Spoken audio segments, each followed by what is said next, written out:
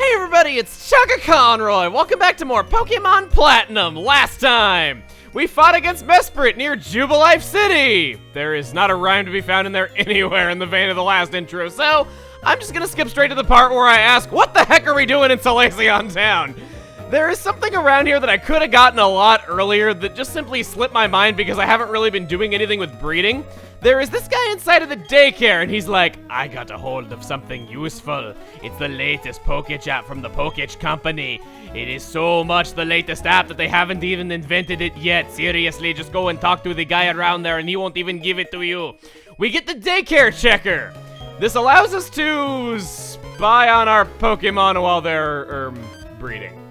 Well, luckily for them, Pokédex technology is way too low resolution for you to see any of their hanky-panky. It shows you what levels the Pokemon in the daycare currently are if you're trying to monitor that for training purposes. It'll also show you anywhere in the world if the Pokemon there have produced an egg. You can tap to refresh and make the coolest sound in the world once again. Seriously, that is such a cool, refreshing sound. I need like a plugin that does that for my browser. It's a neat app. In all other Pokemon games, you have to go to the area that the daycare is physically located in, which can be kind of annoying just to see if the daycare man will tell you if there is an egg or if he's physically changed where he is standing. But with the Poké app, yeah, it's really convenient. I like it a lot. I'm not personally going to be using it for anything, but it's still nice. I can't really fault it there. So, another thing that we found out earlier is that there is one final gym in Sinnoh that we have yet to challenge. That is Sunny Shore Gym, which is located at the end of Route 222. And if we tried going there earlier, there was a guy who's like, hey, the power's out, so Sunny Shore City is not accepting any tourism. Hopefully by now the power is back on. Not only because it's dark, but because we have nowhere else to go, and if it's not, well, our journey is kind of screwed just because some chubby guy feels like being a jerk about the power being out. Lucky for us, he's not standing in here. We can go further. Is there anything up here? Is there anything up here? The Pokédex needed a better interface than just up and down buttons. It's an improvement over Diamond and Pearl, but that is not saying much. Seriously. Takes way too long to find the app that you want unless you have all the numbers memorized. Luckily, that's a PP up. That is almost 5,000 Pokemon dollars in my pocket. I think my voice just did something really weird while I was saying almost. I'm not sure how I did that. It sounded like I was saying two things at the same time. On this route, there is an upper route and a lower route.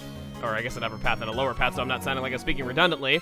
There is a certain fisherman along this coast that we want to battle, and I get the feeling it is not this guy. Nope, it is not. I like the purple sand that you're standing on, though. Very unique. While we're fighting Mr. Pointless Magikarp Trainer here, I see no better solution to his existence than to shrink him down into a little window and bring up the bios of the new encounters here. First is Magneton. We've already gone over the stats of this with Magnemite. Does lots of damage, can take some damage, and it has a great defensive type. It's a rare encounter, but if it's found, it's rewarding. Always level 41, starts with Discharge, and it will soon get Mirror Shot. Magnezone is also immediately available, because we can go to Mount Coronet and go to high-level areas to easily grind out a level.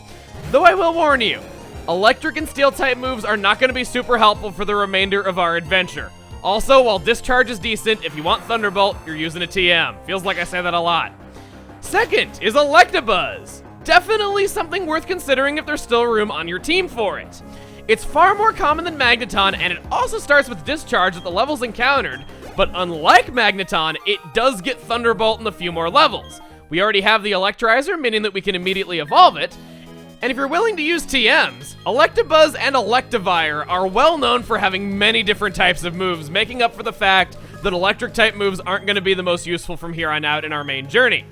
Plus, Electivire's immunity to Electric-type moves with its awesome ability of Motor Drive is something to behold. The only real downside is that Electivire's biggest claim to fame of incredible type coverage, the moves that made it famous like Ice Punch aren't available without breeding, but other than that, it should perform well on any team for single player. And last is Purugly. Only in Pearl version, and don't let the tough battle against Mars fool you. This is one of the worst normal types out there. It learns surprisingly few moves despite what its type would lead you to believe, and pretty much any other normal type has been available to you for an eternity by this point, and does the same things only better. Its only real saving grace is that despite its appearance, it's actually quite fast. But even then, it's not the fastest in the world. Ambipom is pretty much a better Purugly, and in all versions of the game instead of just one. Alec might not have been the fisherman I was looking for, but if I had to wager a serious guess, I'd say that it's you. If I am correct on this, I am in need of no defense. We all know how sad of a childhood I had during the 4th generation. You are! Fisherman Brett! Sure enough, I was right. This guy has a Magikarp on his team. But since we already had that kid outside of Jubilife City whose father never loved him, we don't need to see that. Just gonna have Scythe chop this thing apart. Not like we can eat it. Pokedex entries say that you can't, so it's not like that's really important to us. But coming out after the Magikarp, we have some Pokemon of interest held by this guy. Finneon. In case you don't want to disgrace your own PC boxes with it, it is right here for you to see. I guess during this battle, I can mention that I did do a little bit of shifting around since the last episode. I gave my Nevermelt Ice to Vanity, just so that she would have a little bit of extra power on that Ice Beam, just in case it came in handy for something. There's also the fact that I gave the Experience Share to my Dusk Noir. False Swipe. That could be good for some specific fights. It makes so that your foe always hangs on with 1 HP. Great when fighting legendary Pokemon, but you're kind of 1 video too late for that Scythe. Just saying. Yeah, we'll abandon that. Another held item change that I did was that I gave Acrobat the Toxic Plate. It actually had the Dread Plate for a while, even though I got rid of Bite quite a while ago. There I go, being redundant. No, I got rid of Bite a long time ago. Also, Brett's got a Feebas on his team if you don't want to go mad searching for it in the basement of Mount Coronet like I did. But luckily for me, or unluckily for me as my sanity might have it, I don't need this. So, yeah, I switched around held items, just try to make things a little bit more efficient. I don't really have the best hold items in the game, not for a while I won't, so there we go. Took him out, and along the coast, there are some items, and, please tell me I have Rock Smash, please, thank you. Sweet Ride, you are the best. We got some houses. So first off, look at this guy. I'm going for the Pokemon Championship with only Pikachu. I certainly hope for your sake they're at least holding light balls, so we can talk to all these Pikachu. Pikachu. Pikachu. And somewhere among them, Pikachu. Yep, there is a trainer in here. She's not a trainer of interest or anybody that you need to fight, but just the thought of a little girl in a Pikachu suit walking around as though she is a member of this guy's team, and this old man just with his bad eyesight not ever noticing that she's even there. It's such a comedic thought to me. And the best thing is, she has a Pikachu on her team. So if he were to ever get suspicious, she could just, I don't know, swap places with her own Pikachu and not get caught. Plus, if you want to really get into the technicalities of it, her having 2 Pikachus on her team, technically that means this guy has 7 Pikachu on his team if he's trying to use his little girl as a team member. Faint. Yeah, well, that's what you're about to do, buddy. Good on you for missing with that. And down that goes. I think you have something really funny to say afterward. Pikachu. Hilarious. Pika. I'll need a lot more practice to become a real Pikachu, yes! I knew she said something good. I knew she said something good, because that is one of my favorite little details. And it wouldn't have just been my favorite little detail just for some stupid headcanon that I had. Even though that's totally what I like a lot of other things for. Hey, item. PP up, once again. Don't have enough of those. I like the little detail of those, like, whatever they're called, waving in the wind. Those, flappy shades. Flappy shades. Clearly what they're called. It sounds like the name of some kind of gangster or something. I had a dream! It was a wonderful dream! I dreamt that a trainer would bring me a giant Remoraid. I don't think we have the capability of catching Remoraid yet. I could be wrong. There have been a lot of bios that we have gone over up to this point, so I surely hope I'm not wrong on that, but I very well could be. That guy will give you some various things if you show him different Remoraids, even though the Pokedex says that all Remoraids are of the same size. I outsmarted a moving spinner! Yes! Thank goodness. Yeah, you can do that. You just look back and forth. Okay, so you're predictable. Berries! There's a Qualot berry. I will get a Qualot. I have a Qualot of them because I'm a berry farmer. The Ogwar berries as well. It lends itself very well to this voice that I am doing. And the Margot berries. Also sounds rather sophisticated. And then what is the last one that we have here? The Wiki berries. Not quite as sophisticated, but fun nonetheless. I go down here, I could see earlier that there was an item. Yeah, it's kind of one of those routes where you have to go through it twice if you want to truly get everything. I remember the trainers on this route being really tough, and I'll probably go back and fight them off screen just so that I can get some experience on Dusknoir so we can get caught up in the levels. But for right now, I think this rich boy down here is the only other trainer that I want to note. He has, I think it's a Luxio on his team the first time you fight him, but if you ever rematch him with the Versus Seeker, he has a Luxray on his team. If you're doing EV training, he is an excellent place to train for EV stats, and he gives you a lot of money as well. I would highly recommend just fighting him either with some sort of EV enhancing item like the Macho Brace, and if not that, then maybe the Amulet Coin, because you will get very rich very fast fighting that guy while doing your EV training as well. And there's always time for pelvic thrusts. My Poke intuition was correct! There is an Ultra Ball here. I love you guys way too much to make you sit through me scrolling to the top of my inventory. Thank you for existing, Repels. I am thankful for you every day of my existence. Even on days when I'm not playing Pokemon. I don't have Cut. Oh, you only have 3 moves on you. I guess that means that I can teach you Cut. I tend to cycle out HM moves a lot, just whenever I can, so that I always have something waiting in the wings if I ever need to get another HM move that it doesn't normally have. So if I know for a fact that I'm not going to need an HM move for a while, like Defog, I always make sure to unlearn it at the move deleter, move unlearner. Wonderful English. Also, I do not want to teach this to Scythe. No, not in a million years. So it's just kind of something that I do because I know for a fact that Defog was just not going to be helpful to us for the rest of the journey. I deleted it just in case we ever needed another HM that Sweet Ride happened to not have whenever we were in the party, in case something came up unpredictably. And it's a good thing I did because that was, and I was prepared. Carbos. Especially glad that I was prepared now. See? Always be prepared. It's great. I don't know how many times I said prepared right there, but I'm sure it's getting kind of old pretty fast, so I probably better stop. I don't have confidence that I can beat that moving spinner again, so I'm just gonna go down here and play it safe. I know some people out there would love to see me run past that moving spinner again just to watch me fail at running past him, but after all of my shameful failures at dodging them throughout our journey up to this point, I'd rather just take my 1 win and go home. I don't need 2 wins under my belt. I have done it, and that's all I set out to do. You, I believe, are the only required trainer on the route. My dream is a big one. I want to battle every kind of Pokemon from around the world. I have a lot of interesting voices this time around, I'll say that much. You are Sailor Luther. He's actually bald under that cap, hence the name. So, you got a Wingull. Not sure how I feel about that. Maybe you'll go down in 1 hit, maybe you won't. Just gonna do Psycho Cut for maximum damage. It looks so cool. Psycho Cut is such a weird sounding attack. It sounds like something that somebody does when not in the best state of mind, I have to say.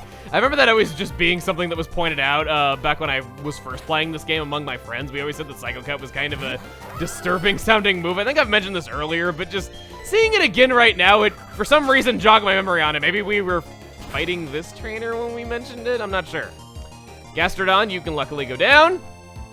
That expression on your face is the very expression I am sure you had in actuality when that Leaf Blade collided with it. And who is your last Pokemon? A Macho. Scythe, you are just my...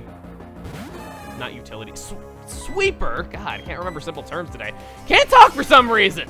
You are my sweeper today. You have no trouble taking out any of this guy's team because your type coverage is just that awesome and your attack stat is so huge. That is it. And that gives no level up.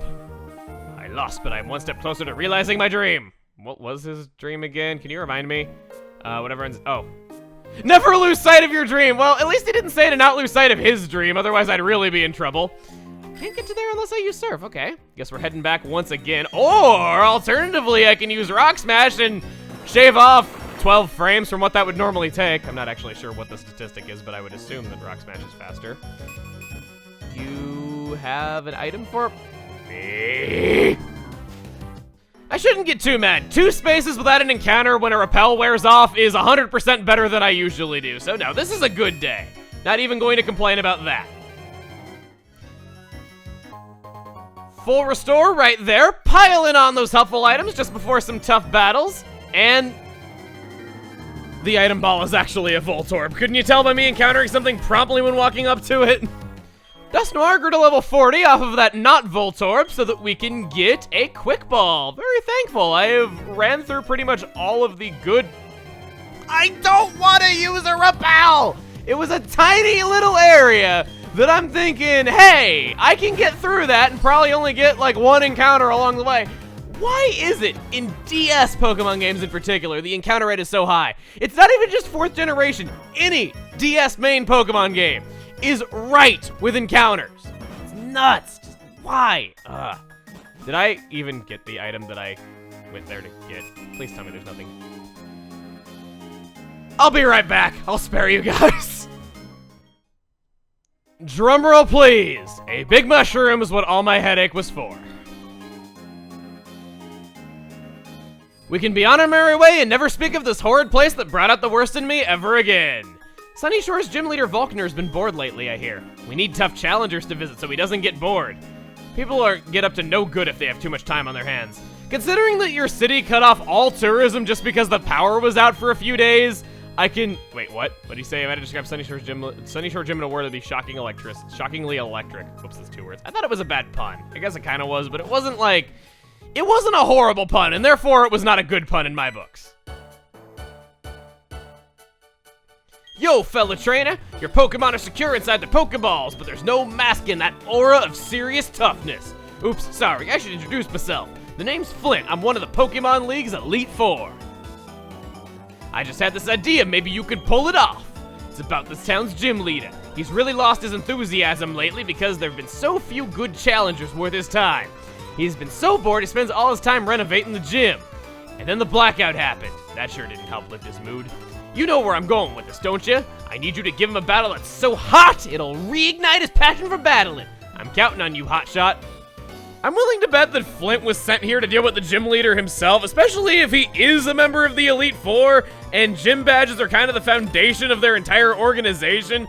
But he probably just figured, I'm lazy. I'll just make some random passerby do it for me. Besides, if he fails, it's not like he was gonna make it to the league anyway, so he'd be none the wiser. Anyway, welcome to Sunny Shore City. I see no reason not to head to the Pokemon Center and heal up, just so we're good on that front. And with that, we have reached a new city. We've gotten a lot of new things along the way. We did a few battles. I think we're gonna end things off here. Next time on Pokemon Platinum, we're gonna be exploring this whole new town that has eluded us for so much of our journey. See you guys then. Wait, hold on. There's still something I need to talk about. Back out on Route 222, there is this guy who gives TM56 Fling. I thought he was a trainer in the moment, so I walked right past him, and then I realized there was a TM on that route that I never got, so I went back for it. Fling is a weird move. We've seen it before. It's Dark type, and you throw your hold item at your opponent in order to do damage consuming it. A lot of different hold items have different effects, and they also vary the power of the move. For instance, the King's Rock is 30 power and will always cause the opponent to flinch when thrown. Mental Herb is 10 power and causes infatuation. Poison Barb is 70 power and poisons the target. There's a lot of little details about this move, and every single hold item falls into different categories of what it does. It would take forever to go over it. The only things that I will say that are particularly helpful are that it does have its power boosted by black glasses because it is a dark type move. The Iron Ball, which you can find underground, is the most powerful of these items, doing 130 power. And then Fossils, the Hardstone, and the Rare Bone, also found in the underground, do 100 power. Again, there's a lot more items with different effects, but it would take forever to go over them all, so that's all we're gonna do for now. See you guys next time.